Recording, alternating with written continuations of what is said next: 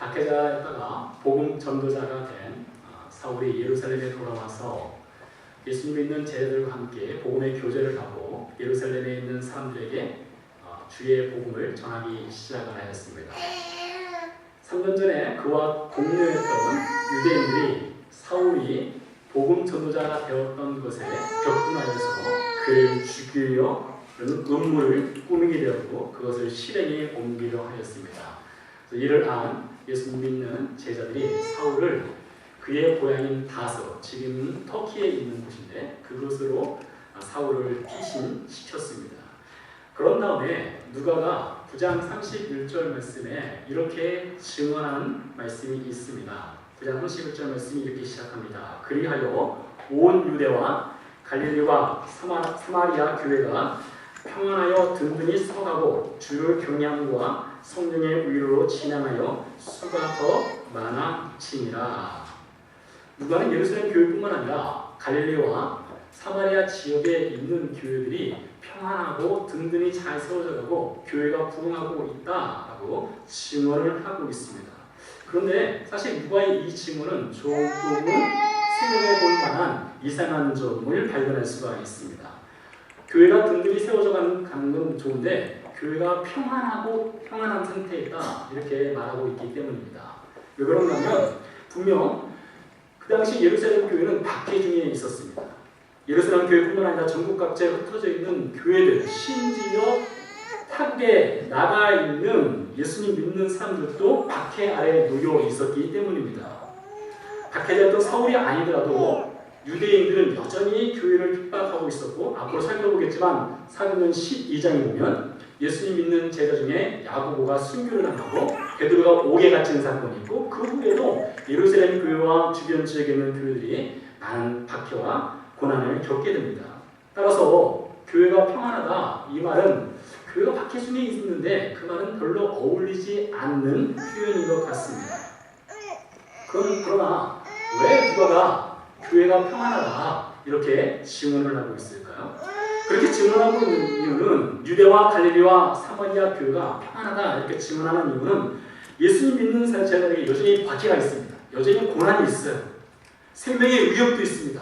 그러나 그들의 유한한 생명은 빼앗아갈지라도 그들을 핍박할지라도 교회를 핍박할지라도 예수님께서 신자들에게 주신 영원한 평안 영원한 생명은 그 누구도 빼앗아갈 수 없기 때문에 박해를 당하더라도 고난을 당하더라도 참으로 생명의 위협을 당하더라도 그들 안에 있는 평안과 그 기쁨은 빼앗아갈 수 없기 때문에 교회가 평안하다 이렇게 표현을 한 것이 되겠습니다. 예수님께서 십자가 체험을 당한 직후에 예수님의 제자들이 보인 반응이 무엇입니까? 저는 너무나 두려웠습니다. 예루살렘을 빠져나갈 수도 없고 예루살렘에 있긴 있어야 되는데 이들이 너무나 두려웠기 때문에 숨어서 문을 꼭꼭 걸어 잠그고 있었습니다. 그때 예수님께서 부활하셔서 예수님의 제자를 찾아오셔서 주신 첫 마디가 무엇입니까? 너희에게 평안이 있을지어다 이 말씀이셨습니다. 죽음과 두려움의 공포에 사로잡혀 있는 제자들에게 주신 말씀이 너희에게 평강이 있을지어다. 예수님께서 주시는 이 평강은 세상이 줄 수 있는 안개와 같이 쉽게 사라지는 그런 평강이 아닙니다.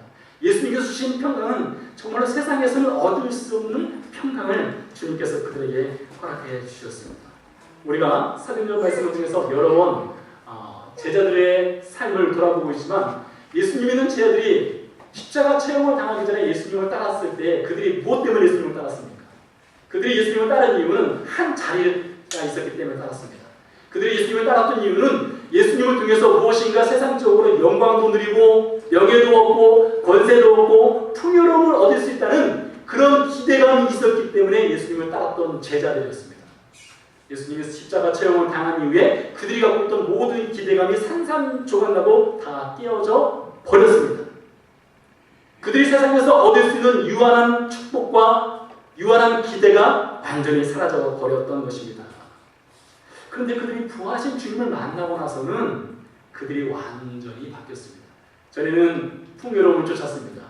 전에는 그들이 기대하는 것이 높은 자리에 앉아보는 거였습니다. 어떤 권력을 취하는 거였습니다. 그러나 예수님을 만나고 부활하신 주님을 만났을 때에 그들의 삶의 태도와 삶의 가치관이 완전히 바뀌었습니다. 유한한 것에서 영원한 것을 추구하고 따르고 주님을 섬기는 길을 선택을 하게 된 겁니다. 그렇기 때문에 그들은 많은 공중 앞에서 또 사형 선고를 내리는 사내들의 법정 앞에서도 그들이 죽음을 두려워하지 않고 담대하게 예수님의 복음을 전하였다는 것입니다. 제자들뿐만 아니라 제자들 이후에 예수님을 진실하게 믿는 사람들은 예수님께서 주신 그 영원한 생명과 영원한 평안을 인해서 이 세상에서 어떤 어려움과 박해와 고난과 핍박과 질병이 있을지라도 그 어떤 것도 그 안에 있는 예수님의 생명과 평안을 빼앗기지 않고 주님을 섬기고 있습니다. 오늘 우리가 읽은 본문에 두 인물이 등장합니다. 첫 번째 인물은 에니야라는 인물이고요. 두 번째 인물은 다비다라고 하는 인물이 등장하는데 이 두 사람을 통해서 그들에게 주님께서 생명을 허락하시고 그들에게 주신 그 영원한 삶의 가치를 따라가는 것, 어떻게 그들이 예수님께서 그들에게 영원한 생명의 가치를 따라가도록 그들을 인도하셨는지를 함께 보도록 하겠습니다. 예루살렘에서 베드로가 사역을 했습니다. 열심히 사역을 하다가 그가 예루살렘 성을 빠져나왔습니다. 빠져나와서 사방을 돌아다니면서 복음을 전하기로 마음에 결정을 하였습니다. 여러분, 베드로가 이렇게 복음을 전하기로 예루살렘 성 밖에 나오게 된 것, 이것은 베드로가 스스로 결정한 것이 아닙니다.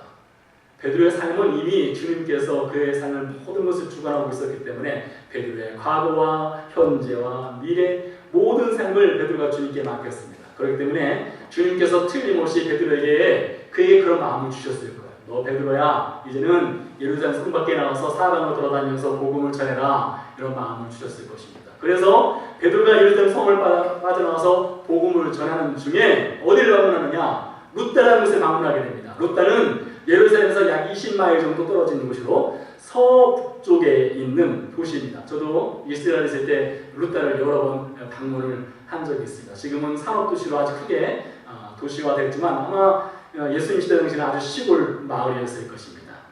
베드로가 루다를 방문하게 된 것도 베드로 스스로 결정한 것이 아닙니다. 아마 성령께서 루다로 가라라는 그런 마음을 주셨을 것입니다. 그래서 베드로가 루다에 있는 성도들을 찾아서 가게 되었습니다. 루다에 도착을 해서 이제 성도들과 교제를 하고 있는데 그 중에 한 사람이 누워 있었는데 33절에서 루다가 이렇게 질문합니다. 거기에 에니야라는 사람을 만나니 그는 중풍병으로 침상에 누운 지 8회나 에니야라는 사람이 루다에 있는 성도들 틈에 누워 있었습니다. 그는 중풍병에 걸린 환자였고 8년 동안 침상에서 한 번도 일어나 본 적이 없었습니다. 여러분, 남 얘기니까 신기하죠? 남이 병에 걸리면 별로 상관치 않습니다. 그러나 내가 병에 걸리면 모든 것이 어떤 병이 됩니까? 중병이 되는 겁니다. 중환자가 되는 겁니다. 최근에 어떤 뉴스를 보니까 간호사들이 하소연하는 뉴스입니다. 어떤 뉴스인가면 응급실에 우리나라는 뭐 비싸지만 우리나라는 그의 의료 혜택을 보니까 비싸지 않은가 봐요. 응급실을 많은 사람들이 찾아옵니다. 근데 간호사들이 제 1순위로 치료를 하는 사람들이 위급 환자들을 먼저 치료를 한다는 거예요. 근데 응급실에 순서가 있지 않습니까? 먼저 온 사람 중에 위급하지 않음에도 불구하고 자기가 먼저 순서가 되었다고 빨리 치료해달라고 이렇게 불평을 하는 사람들이 있다고 합니다. 남이 아픈 것은 별로 나와 상관없기 때문에 남이 아픈 것이 나에게 감정적으로 크게 와닿지 않습니다. 에니야가 8년 동안 아파서 누워있다는 것, 사실 여러분 우리가 별로 그것에 대해서 아유 불쌍하다, 안 됐다 이런 생각이 별로 들지 않을 수도 있습니다. 그러나 에니야 입장에서는 그가 8년 동안 아파서 누워있었기 때문에 그의 삶의 모든 것이 다 깨졌습니다. 에니야는 성인 남자입니다. 누가는 의사거든요. 이 사도행전을 지은 저자인 누가는 의사이기 때문에 질병에 대해서 아주 세세하게 다른 성경에 비해서 자세하게 설명을 하는데 에니야에 대해서 설명을 할 때에 에니야는 성인 남자였습니다. 가장이었다는 것이죠.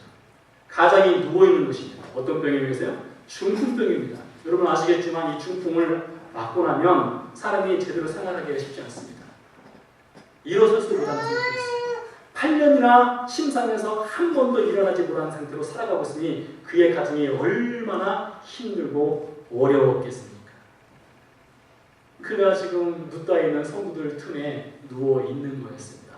근데 성경에 33절 보니까 거기서 에니아라는 사람을 만나매라고 되어 있습니다. 한글 성경은 베드로가 거기서 에니아를 만났다라고 되어 있지만 헬라어 원문에 보면 베드로가 거기서 에니아를 발견하였다. 이 표현이 좀 더 적절한 표현입니다.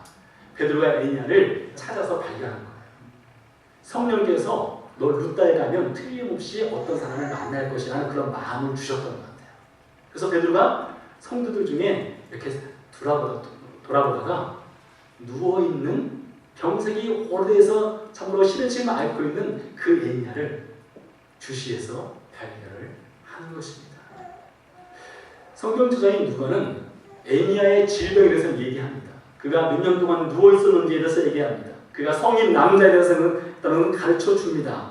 그렇지만 에니아가 과거에 어떤 삶을 살았는지에 대해서는 전혀 언급을 하지 않습니다. 그가 과거에 무슨 일을 하고 있었는지, 어떤 삶을 살았는지, 사람들로부터 어떤 평판을 들으며 살았는지, 그가 믿는 신자였는지 불신자였는지조차도 성경 저자인 누가는 전혀 언급을 하지 않습니다. 이제 살펴보겠지만 에니아 말고 또 다른 사람이 등장하죠. 36절에 다비다라고 하는 여인이 등장하는데 다비다에 대해서는 누가가 이렇게 말합니다. 다비다는 선행과 구제가 심히 많았던 사람이다. 이렇게 이야기하는 것을 볼 수 있습니다. 에니아에 대해서는 에니아의 과거가 전혀 없어요. 과거 역사의 기록이 전혀 없습니다. 다비다는 과거 역사의 기록이 선행과 구제가 많았던 여인이었습니다. 둘을 비교해 보면 에니아의 과거는 어쩌면 전혀 그의 과거는 내세울 것이 전혀 없는 그의 과거의 흔적에는 정말로 가치 있는 삶을 살았을까라는 그런 의심이 들 수 있는 그런 사람이었을 수도 있습니다. 베드로가 성도들 틈에 누워있는 에니아를 발견하고 이렇게 말했습니다. 에니아야, 예수 그리스도께서 너를 낫게 하시니 일어나 내 자리를 정돈하라 한데 곧 일어난다. 라고 했습니다.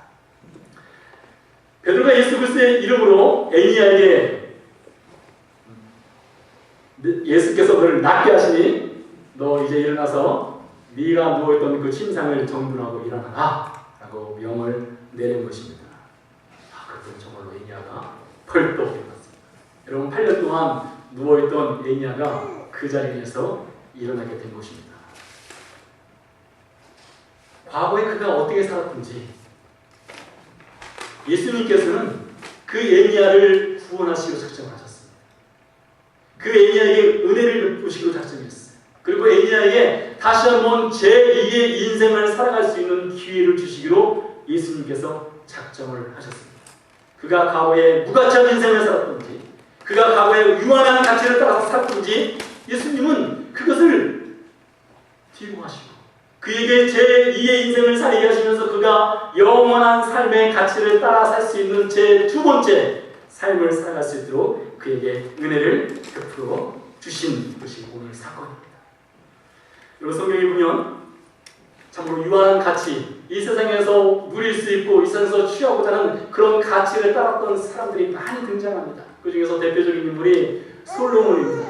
여러분 솔로몬은 그 영광과 그 영화와 그 부귀와 그 권세가 지금 현존하는 그 어떤 나라의 대통령보다 어떤 나라의 왕보다 비교할 수 없는 그런 영광을 누렸던 사람이 솔로몬이었습니다. 그의 왕궁은 금으로 치장되어 있었습니다. 그가 앉은 자리는 상아로 되어 있었습니다. 상아 궁전에서 매일마다 진미성찬을 먹으면서 살았던 사람이 솔로몬이었습니다. 그런데 예수님께서 솔로몬이 그렇게 많은 영광을 취했음에도 불구하고 예수님께서는 솔로몬과 꽃을 비교해서 이렇게 말씀했습니다. 솔로몬이 모든 영광으로 입은 것이 들에 피는 이름 없는 들꽃만도보다 했습니다. 여러분 여기 꽃이 있지 않습니까? 카네이션이죠.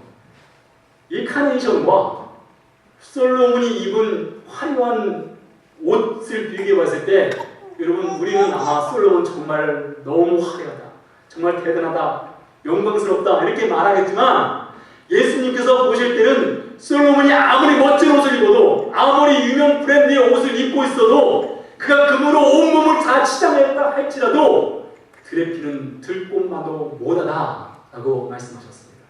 왜요? 솔로몬은 유한한 가치를 따라서 살았던 사람이었기 때문입니다. 솔로몬이 인생의 마지막에 갔을 때에 그가 쓴 글이 전도서입니다. 여러분 전도서를 읽어보면 솔로몬이 이렇게 늘 고백해요. 헛되고 헛되고 헛되다. 무엇이 헛돼요? 인생을 살아보니까 모든 것이 헛되다는 것입니다. 내가 아무리 돈을 많이 갖고 있어도, 내가 아무리 건강해도, 내가 아무리 쾌락을 누리고, 내가 아무리 많은 여자를 갖고 있어도, 내가 아무리 권력을 누려도 살아보니까 이 모든 것이 다 헛되다. 이렇게 고백을 하고 있습니다. 그래서 솔로몬이 쓴 전도서 12장 13절에 그가 이렇게 말합니다.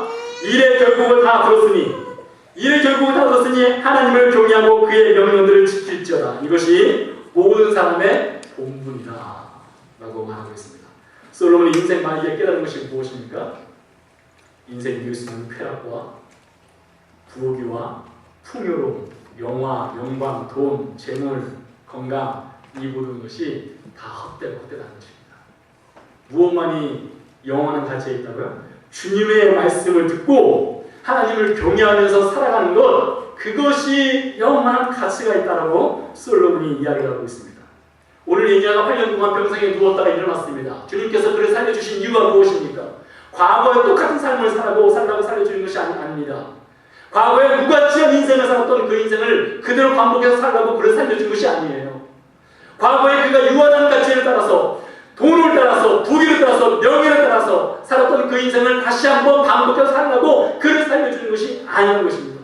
왜 주님께서 그를 일으켜 세워주셨습니까?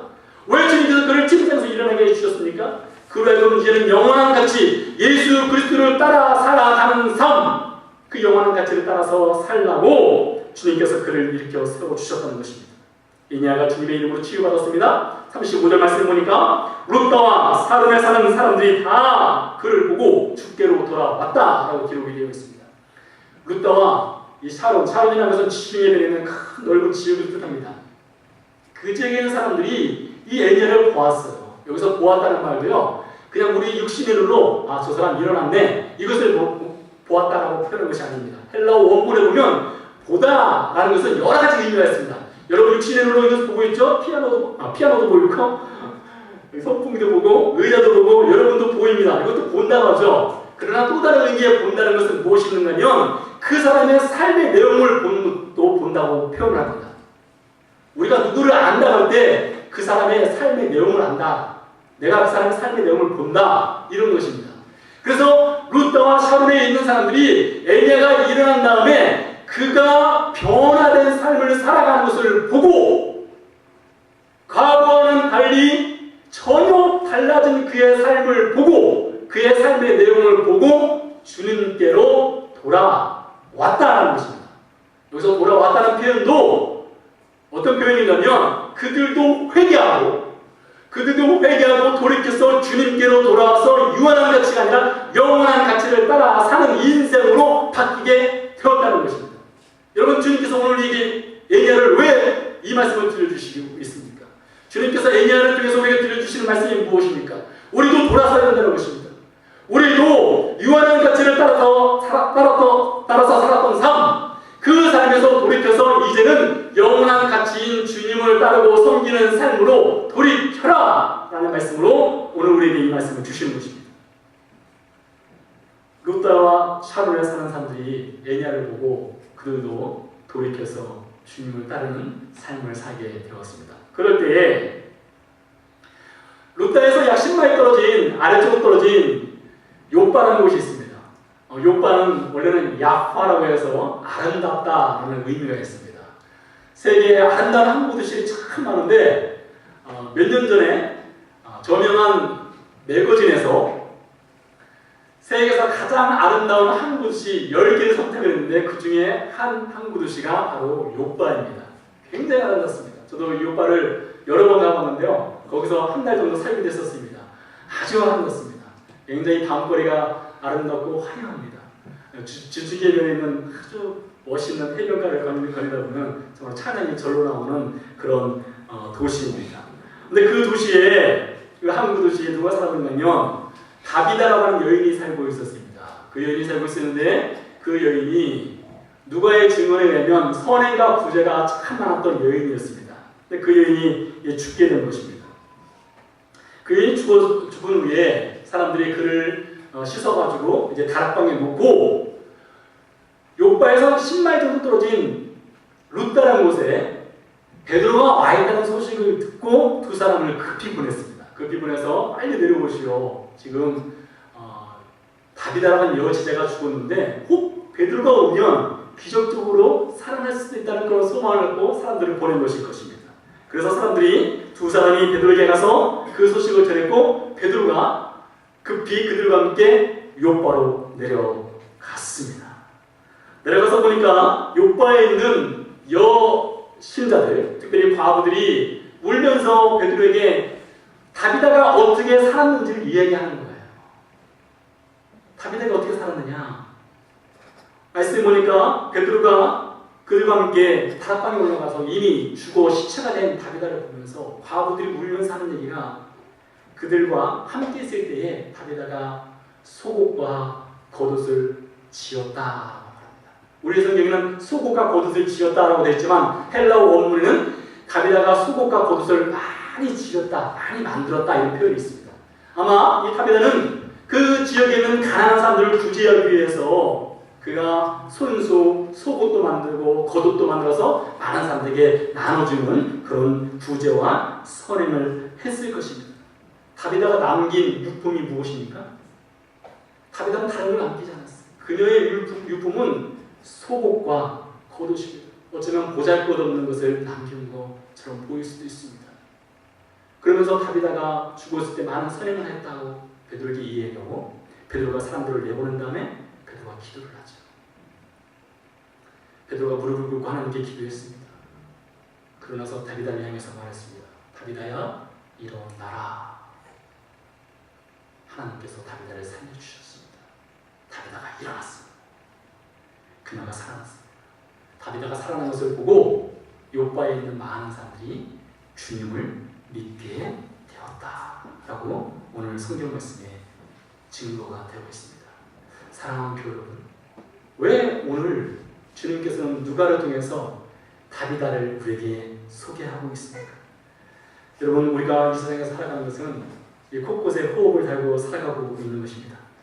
우리가 살아가고 있는 진정한 삶의 목적이 무엇이며 우리가 살아가고 있는 이 시간의 진정한 목적이 무엇입니까? 우리가 살아오고 있었던 지난 수많은 날들 동안 여러분 과연 인생을 살아오면서 무엇을 남겼습니까? 얼마나 가치 있는 삶을 여러분 살아오셨습니까?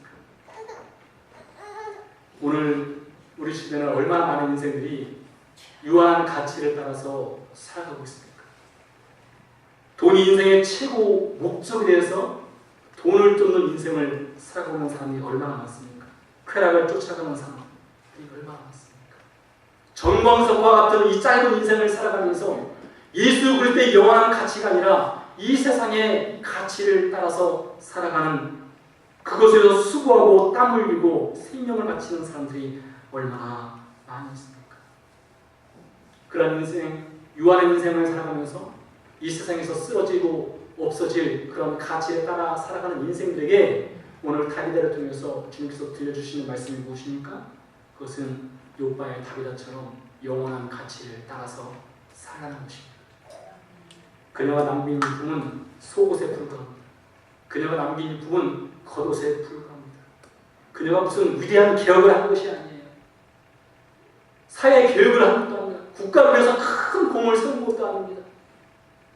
그녀가 한 것은 그저 작은 방에서 매일마다 뜨개질해서 속옷을 만들고 겉옷을 만들어서 가난한 사람들에게 나눠준 것, 그것이 그녀가 남긴 것 전부입니다. 그녀의 속옷과 겉옷은 언젠가 낡고 헤어져서 사라지게 돼 있습니다.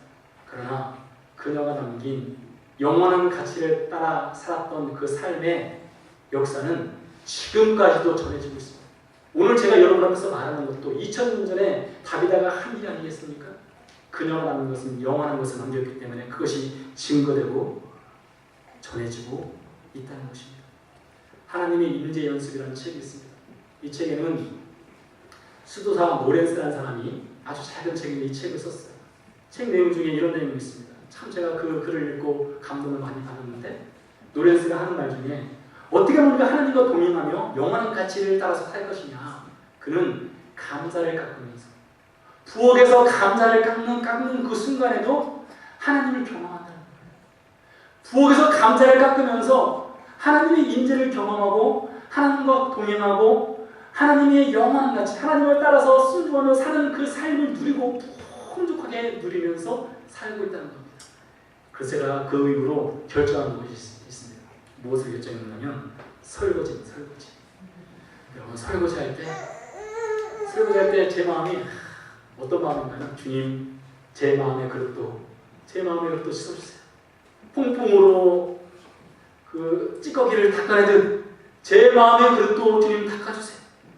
여러분 이것이 별거 아닌 것 같지만 이것이 바로 영원한 가치를 따라 사는 삶입니다.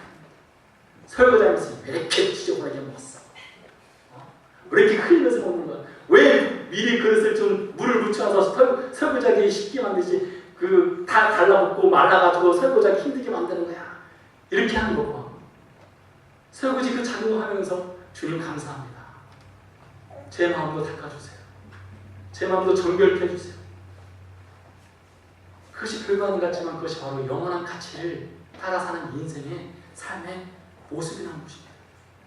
여러분 최근 우리나라에 참 정말 경악할 만한 그런 뉴스들이 많이 연달아서 나오고 있습니다. 청소년들이 성적으로 범죄를 저지르는데 집단으로 성폭행하는 일들이 지금 몇 번이 연달아서 몇 년 사이에 있었던 일이 일어나는 것이 보도가 되고 있습니다. 경악할 뉴스입니다. 청소년들 뿐입니다. 옛날 한때는 정말로 유명하고 강직한 법조인이었던 사람이 변호사가 되어서는 돈의 노예가 되어서 돈이라면 정의가 없습니다. 돈이라면 의가 없습니다. 돈 없대 법도 없습니다. 그의 주머니를 채우기 위해서라면 모든 것 수전노가 되어서 살아가는 그런 인생이 되어서 결국에는 법정 구속이 된 사건도 있었습니다. 유한한 가치를 따라 살면 그렇게 됩니다. 유한한 가치를 따라 살게 되면 이 세상의 가치를 두고 이 세상의 것에 소망을 두게 되면 결국에는 죄악의 길을 걸어갈 수밖에 없다는 것입니다. 동일하게 주어진 시간을 어떤 사람은 죄를 지면서 살아가고 동일하게 주어진 시간을 어떤 사람은 영원한 가치에 소망을 두고 살아가고 있습니다.